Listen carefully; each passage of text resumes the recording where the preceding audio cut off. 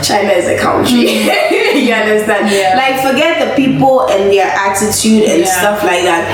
The country itself, it's a country. They have they have everything that will make your life easy to, like, make it easy to live, right? From transportation to how you even mash your potatoes to every single thing that you need to make your life easy.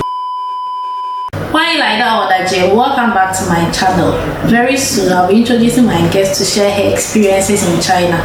If it's something you like to watch, don't forget to like, comment and subscribe. Hi! Welcome to my channel. Thank you for having me. How are you doing? By God's grace, I'm good. And you? Very well. It's been a while. Yes. A very long while. Yes. Anyway, do you mind introducing yourself? Okay, my name is Ella Marie, a student in China, a mother, a wife, a former YouTuber. Yeah, that's basically me, a Ghanaian, proudly. Okay. Yeah, that's basically me. Okay, so the question I always ask everyone, why China? Very good question. I didn't see that coming. Let's just say my spouse was coming here, so I just decided to just follow up. Yeah, and that's basically why I came here first. So you followed love to come to China? You can say that. You can say that. Oh, okay, nice one. Anyway, so you said you're a student, right?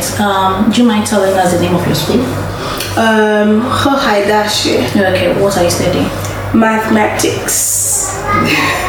You know, I'm a science student, but I don't like maths. A lot of people don't like maths. When I started to do the maths, I realized I don't like maths either. Like, the pure maths is just crazy. Okay. So, did you come to do your bachelor's or master's or PhD? Masters. I came here because of masters. Okay. Yes. Meaning you did your undergraduate in your country. Yes. Do you mind telling us the name of your country? I'm a Ghanaian. I mentioned that earlier. Oh. But proudly Ghanaian once again. Okay. Apaba. Yeah. Anyway, was coming to China the first time you ever left the shores of Ghana? No, but the first time I left the shores of Africa. Yes. So how was it like coming to China? Any expectations? Not really, because I think by then I didn't know much about the country, so I didn't have any expectations. I just realized that the journey is quite long. It's very long, so that was the only problem. But apart from that, it was cool. Yeah, what were some of the things you heard about China before coming? That's the thing. I hadn't heard much about it. I hadn't heard anything about China. I was not interested in leaving the country per se, so it was not one of the things that I was going around fishing for information, and I didn't really have people around me. Okay. So which year did you come to China, or how long have you been in China? I've been in China for 6 years. 6 years. Yes. So meaning you came in 2019. Yes. And then COVID happened. Yes, the COVID happened. So do you mind sharing with us some of your experiences during the COVID period? Do I really want to relive that period? I'll say COVID was tough, especially for international students, because there were so many restrictions.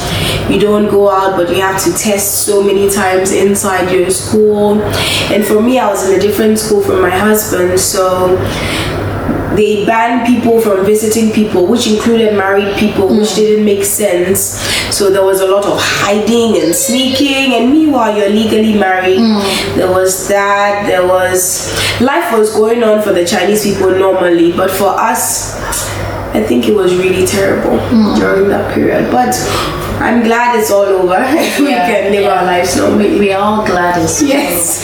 But then, did you at any point feel like going back to Ghana? Because I remember around that time, a lot of people were leaving to their various countries. Did you at any point want to go back? For me personally, when I landed here, I wanted to go back, so it didn't really change. COVID didn't make it any worse, like in terms of the feeling. I always wanted to go back, but I stayed, so I guess that counts for something. Okay, so I've heard from other people that during this period, most people were depressed. Okay, was it same for you? I'm asking this because you had your husband here. Was it same for you? I think it was same for everybody. It didn't really matter if you had a spouse or not, because it was tough. It was tough, and nobody really knew how to go through it, right? It was a new experience for all of us. We've never been in that situation. Chinese people, they are used to like people confining them or telling them what to do, so it might have been much easier. For us, we have liberty in our countries. Nobody tells you what to do per se, right? Not even the president can really tell you what to do, kind of like thing, and force you to do it. So it was tough, and nobody was prepared. So whether you were married or not, it had a very tough like influence, whether it's your spouse is suffocating you, or you cannot do anything fun with each other or something. Like, it was just really hard. Okay, so apart from COVID happening, okay, how did you see China when you came? When I came, I think China is beautiful. I think China is very beautiful. I keep saying, even till dates, that China is a country. I don't know. I keep telling my husband, China is not a country. Please, I beg. All I say to my husband is, babe, China is a country. You understand? Yeah. Like, forget the people and their attitude and stuff like that. The country itself, it's a country. They have they have everything that will make your life easy to, like, make it easy to live, right? From transportation to how you even mash your potatoes, to every single thing that you need to make your life easy. So I still see it as a very beautiful and easy to live place. Okay, so what's that one thing that caught your attention the moment you arrived here in China? Maybe the subways. Because I mean, coming from Shanghai to where I am, you had to take the speed train, right? And that was my first time when we were trying to catch the last train. So I guess that's one of the things. And to realize that just even a train station is so big.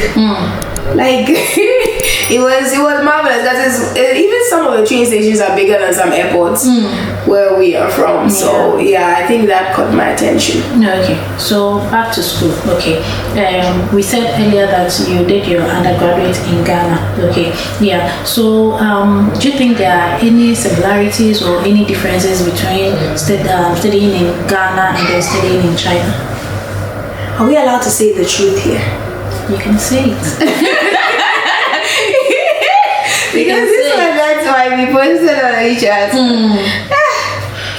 I personally think that here they don't educate the international students. Everything is available for you to study, and they just leave you to your fate, let me put it that way, because all they really want is that recognition that we accept international students. So they don't put in that effort. The only time you see there being effort in your studies is when you are learning the Chinese language. That's when you see that the teacher is very serious. The rest, they don't really care. So I think the difference is, back home, at least some of the lecturers actually care about teaching you and making sure that you understand what is being taught, so that you can go out there and apply it. Here, they don't care. What you do after is not their business. They just want that they are admitting you, and then they have it in the record that, okay, we had so and so number of international students. So that's the big difference. They have everything that you need for studies to be be good, but they don't teach you. You have to figure everything out by yourself, which makes us lazy most of the time. And then in the end, we're not really educated here. Well, I would like to come in here. I think it's also because of the language barrier. Yeah, I've realized that Chinese teachers who are very good with the English language are able to teach better. Yeah, that's what I have realized. But there are those, I remember one of my teachers would come, I don't know if she was shy or bad, she would just be looking down, read, and go, no questions, nothing. But you realize that those who could speak very well, they made sure they involved you in whatever. So I'm thinking that one is because of the language. In fact, that's the major thing, right? The language barrier. But if that is the case, then just don't accept people. Then we know that, okay, because of language barrier, you don't accept people, and then in the end they are not educated. And it's a thing, it's a trend, it's a thing. Yeah. And for me, it's a problem because in the end they pick the best brains. And then in the end you feel like you are not smart enough, you feel like you're useless, and then after you go back to your country with you don't have self-confidence anymore as much in your education, in your academics, and I think that's a big problem for me. Also, I'll be chipping in a lot. Okay, so I also realized that if your course is research based, where you have to do your own research, it's like you are more or less studying on your own. Okay, yeah, so you kind of get that understanding. But unlike certain courses where you need a teacher, okay, with what I did, I had to go and gather data, do a lot of things on my own. That's how my course is. Okay, so it's like, well, I thought it's just me and my course. Okay, there were times my supervisor would come in, and my supervisor too was very, very good, even though her command over the English language wasn't the best, but she would still force. So I think that is it. Also, I think that I think that I've always been telling people, if you are coming to China to do your undergraduate, then you better not come. Okay, because it's the beginning of tertiary. Okay, so imagine coming to do your undergraduate. Some people come as young as 16 years. I had a girl in my class who was like 16 years. So imagine you come and then you are on your own in terms of you not being taught anything. I think it's just a waste of time. But our people, when you tell them don't come, they'll think that you don't like them, you don't want them to travel. Yes. I have done my undergraduate here and I've done masters here, and I can tell you that I think it's better to come and do your postgraduate, that is masters and PhD, rather than coming to do anyway. Away from that, how was your relationship like with other students in your school? Like other students, because students were coming from all over the world, right? So how was your relationship like? I'm a very jovial person, so I'll say I talk to everybody. I'm cool with everybody. I laugh. We hang out when we have to hang out. So I think quite cool. Okay, so I'm asking this because of the different cultures and everything.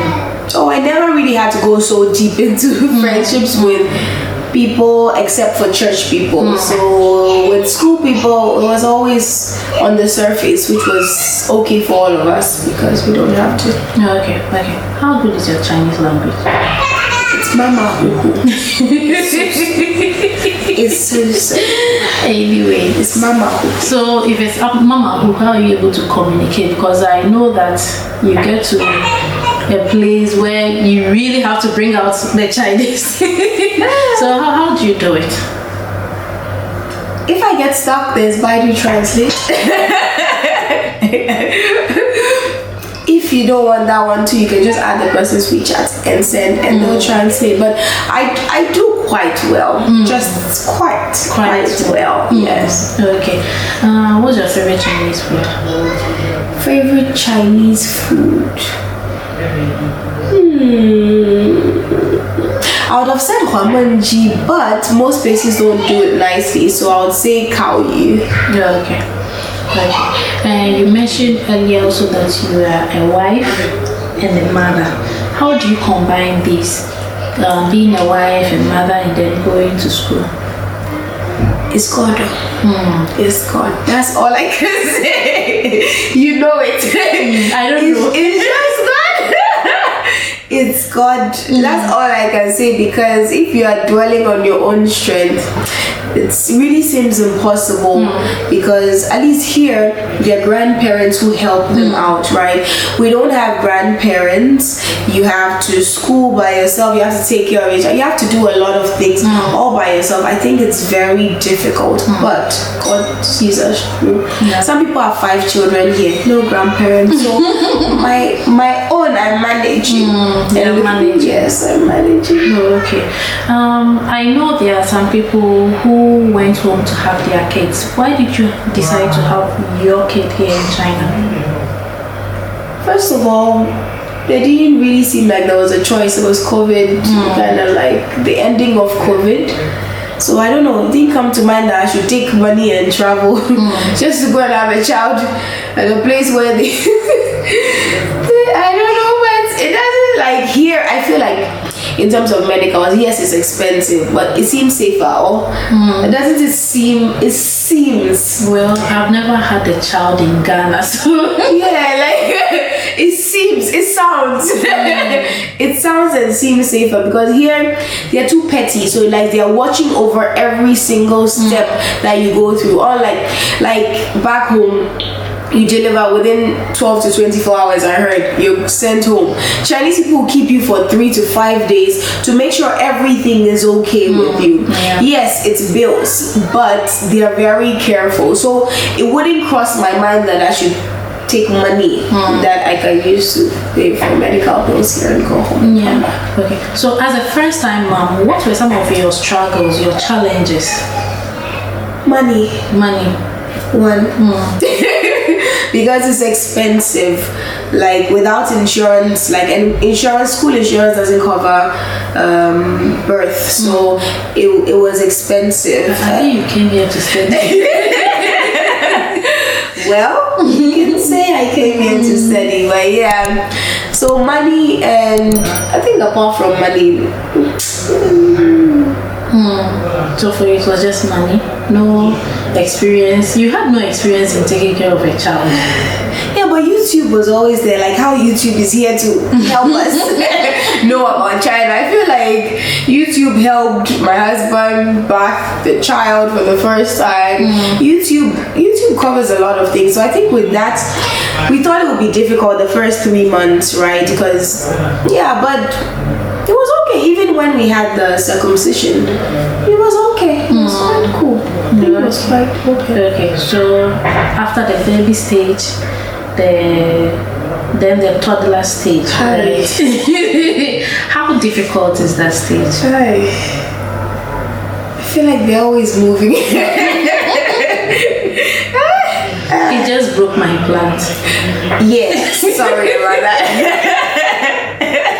Yeah, that's what I mean. Always moving, like, and you always have to shout. Like, you can hear from my voice that I'm sure he's part of it. Yeah. My own toddler is always uprooting the plants.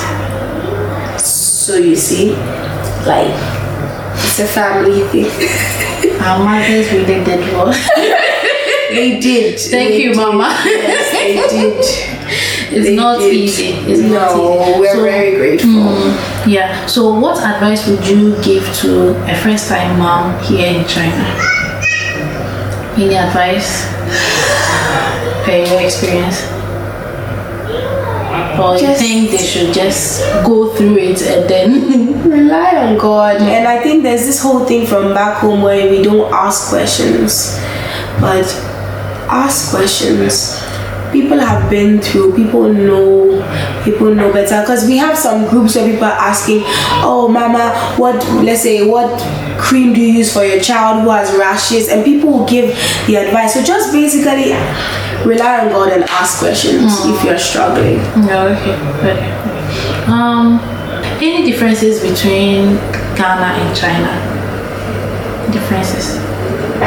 Excuse me? Differences between Ghana and China.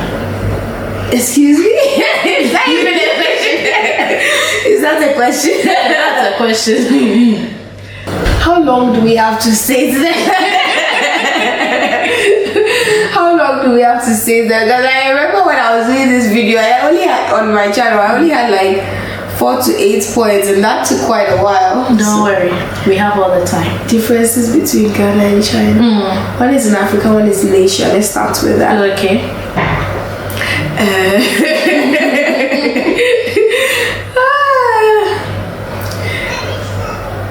I don't know where to start. I don't know where to start. I really don't know where to start. From somewhere.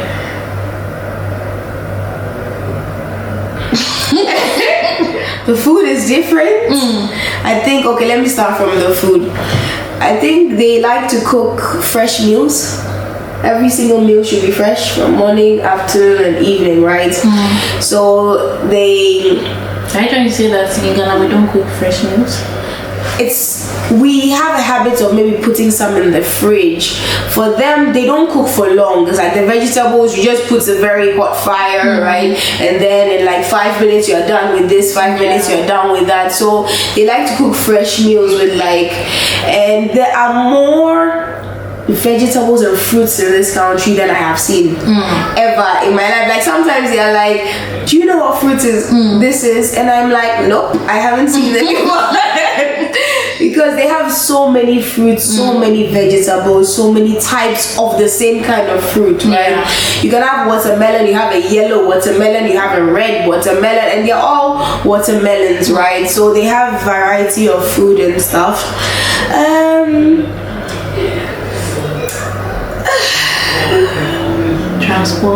Transportation, okay, there's better transportation here, I won't lie. Like it's easy to go to places that are further away, and it's not inconvenient. It's the kind that even if you're on a train and you are standing, it's different from if you are in a minibus or a trotro, right? And you're even sitting sometimes. Like even sometimes when you're sitting in a trotro, it's more uncomfortable than when you're standing in a train. There's a lot of racism here compared to back home. Back home, I think we hail foreigners. Here, a lot of people, because of ignorance, kind of like stay away. Like you can have people get up from their seats because you're black, especially towards black people, right? And like, you know, people have, you post this on WeChat, you get monkey comments, right? People trying to say that Africans are monkeys, right? Mostly because of ignorance. So we have that difference also.